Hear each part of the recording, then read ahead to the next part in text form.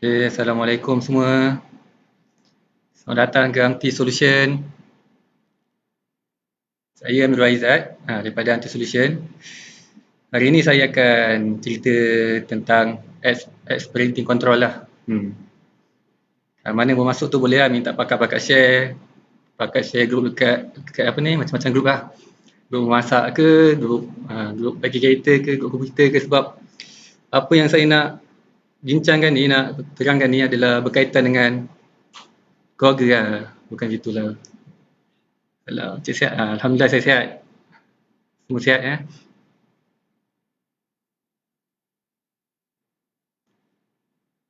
Mana yang mana baru masuk bolehlah pakat-pakat share. Jangan lupa like, follow page Facebook Anti Solution ni, sebab banyak lagi lah akan masa hadapan akan ada live-live lagi akan dibuat. Dan share. Terima kasih Nabi Adwa. Apa khabar? Saya sihat Alhamdulillah.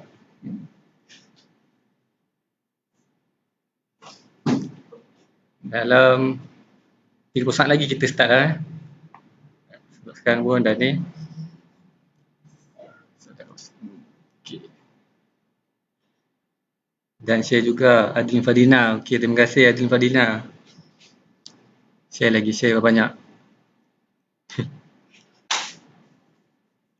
Saya nak tanya, kat sini siapa yang ada adik kecil ke yang masih bersekolah? Tak pun yang ada anak-anak kecil masih sekolah. Sebab siapa yang saya nak bincangkan ni yang berkaitan dengan tu lah. Ada kaitan dia.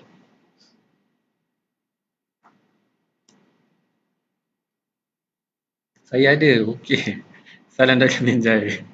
Wassalam dari Melaka. Saya ada, okey.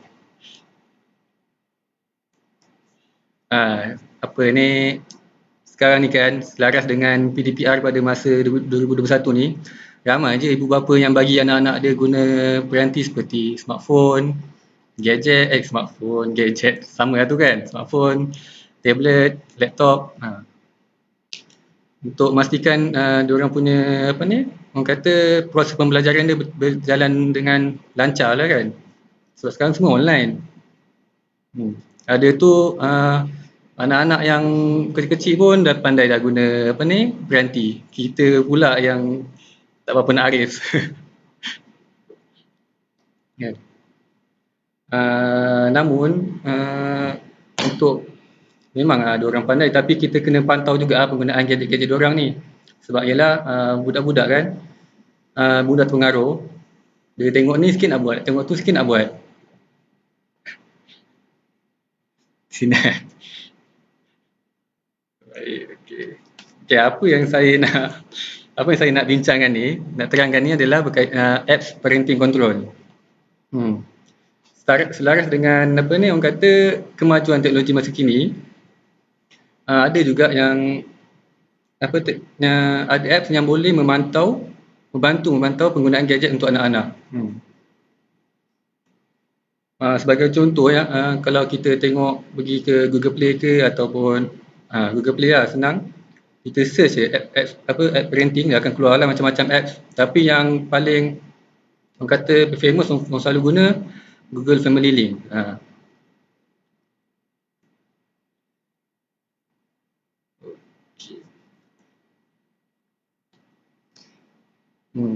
Apa ni, kebanyakan feature-features yang terdapat dalam apps parenting control ni, dia banyak bantu lah kepada ibu bapa yang nak pantau penggunaan gadget anak-anak mereka.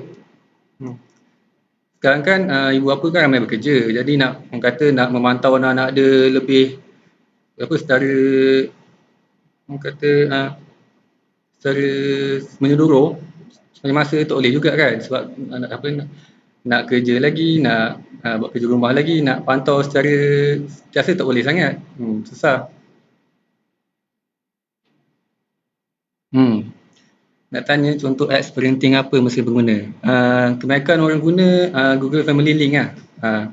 Sebab dia ada dua. Satu, Google Family Link yang parenting, yang dia install untuk parent punya device. Yang kedua, apps Google Family yang children, tak silap saya. Dia dia install ke device anak-anak tersebut.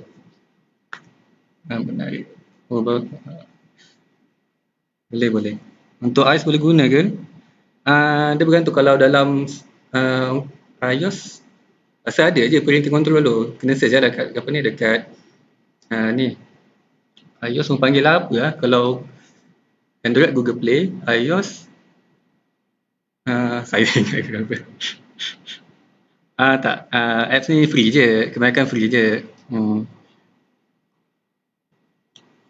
Saya nak ceritakan lah apa feature-features yang menarik lah dekat Google, dekat app parenting control ni. Sebagai contoh pertama, yes, App Store. Dekat iOS orang guna ni App Store. Features yang pertama adalah masa skrin lah. Masa skrin, contohnya ibu bapa boleh menghadkan masa anak-anak yang untuk mengakses parenting tersebut dan menjadualkan untuk tidur. Sebagai contohnya, kalau contoh ibu bapa tu nak menghadkan masa penggunaan parenting anak tersebut dalam satu hari konon 3 jam ke 2 jam boleh. Nanti kalau contoh anak tu dah guna 3 jam, phone tu akan automatik orang kata tertutup. Dia akan tak boleh akses lagi lah. Parenting ni juga boleh men-setkan masa tidur anak-anak. Contoh, ibu bapa tersebut men-setkan masa 10 malam tak boleh nak akses telefon tu lagi. Maksud dia, lepas ke 10 malam tak boleh nak guna phone tu lagi. Phone tu boleh guna untuk call je. Dia tak boleh nak akses macam WhatsApp ke, Facebook ke, YouTube tak boleh lah. Dekat device anak-anak pun kena install jugalah apps ni. Betul. Kena install juga sebab dia nak link kan. Device untuk anak-anak tu panggil Google Family Parenting. Parenting lah. Children kot. Bukan itu. Betul. Apa yang berlaku jika tidak betul? Apa yang akan berlaku jika anak-anak tidak dipantau bermain gadget oleh ibu bapa? Seperti yang saya cakap tadi lah. Anak-anak ni kan mudah terpengaruh. Kalau kita sendiri pun dulu masa sekolah dah mudah terpengaruh kan. Main-main tu pun belum ada gadget lagi. Ini udah main gadget, dah main game dengan kawan-kawan orang semua. Ikut ada orang. Sesuai untuk adik-adik yang asyik dengan game je. Boleh betul loh. Yang mana adik-adik yang suka main game tu letak apps ni. InsyaAllah dah berhenti je. Betul, mengaruhkan sebaya. Feature yang kedua yang menarik adalah lokasi. Maksudnya contoh, ibu bapa boleh mengetahui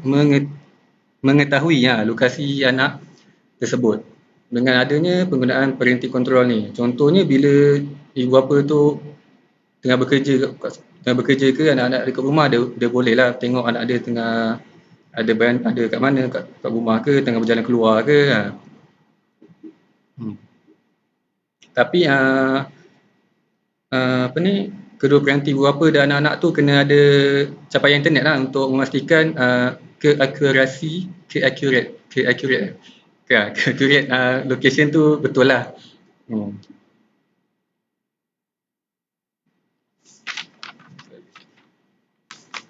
Okey, yang feature yang menarik yang seterusnya adalah apps ni kita dapat tahu, dengan kegunaan apps ni kita dapat tahu apa yang anak-anak tu akses. Itu yang penting tu kan. Ibu bapa ni dia dapat tahu, macam contohnya anak-anak tu guna buka WhatsApp ke, dia buka YouTube ke, buka main game ke. Kita boleh pantau lah. Bila last sekali orang tu online. Kalau tak ada internet tak boleh guna ke? Tak, boleh je. Yang saya masukkan untuk yang lokasi tu. Penggunaan dia ada feature untuk lokasi. Lokasi macam untuk memastikan lokasi anak-anak tu kat mana.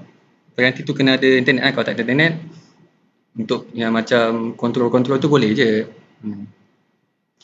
Selamat tak penggunaan apps ni.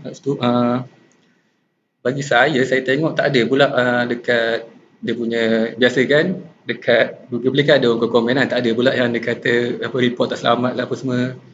Kebanyakan orang puji lah, kata membantu diorang saat penggunaan apps ni. Terbaik Saudara Roslan. Awak yang terbaik Saudara Roslan. Uh,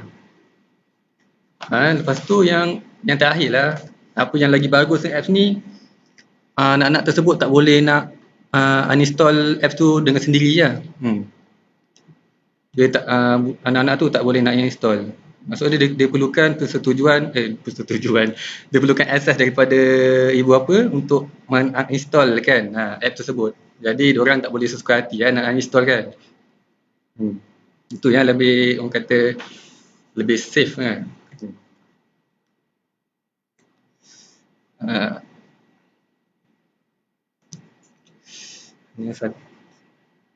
Antara tu sajalah feature-features yang ada. Yang saya dapat kongsikan lah, sebenarnya banyak lagi, cuma tu yang saya boleh kongsikan. Banyak info saya dapat hari ini, Alhamdulillah. Saya pun dapat banyak info juga. Okay, penutup lah. Sebelum kata, ni saya ambil daripada laman web, laman Sesawang Harian Metro. Dia kata, menurut psikologi di Korea, perkara utama dalam digital parenting adalah dengan menyatakan batasan jelas kepada anak-anak berkenaan perkara yang boleh dan tidak boleh dilakukan ketika menggunakan gadget. I want more. Alah, tak boleh lah. Saya sebenarnya nak kongsi banyak lagi tapi masa tak mengizinkan saya. Daripada Dina kena tunggu lah live yang seterusnya pada hari Isnin minggu depan. InsyaAllah ada live. Sambung episod tu. Kalau dapat sambutan yang hangat, saya boleh buat episod 2. So, tengok dulu macam mana. Sebenarnya sampai situ saja kot perkongsian saya. Jangan lupa like and follow Facebook Anti-Solution untuk info yang masa akan datang. Setuju, perlu ada pantauan dari ibu bapa, betul? Pantauan daripada ibu bapa penting dah untuk pembangunan anak-anak sendiri tersebut. Kalau tak ada pemantauan, tak guna juga. Okay, cakap itu saja. Jangan lupa follow, like page Facebook dan Instagram ni, Anti-Solution. Anti-Solution banyak menawarkan training-training seperti Laravel, Bootstrap,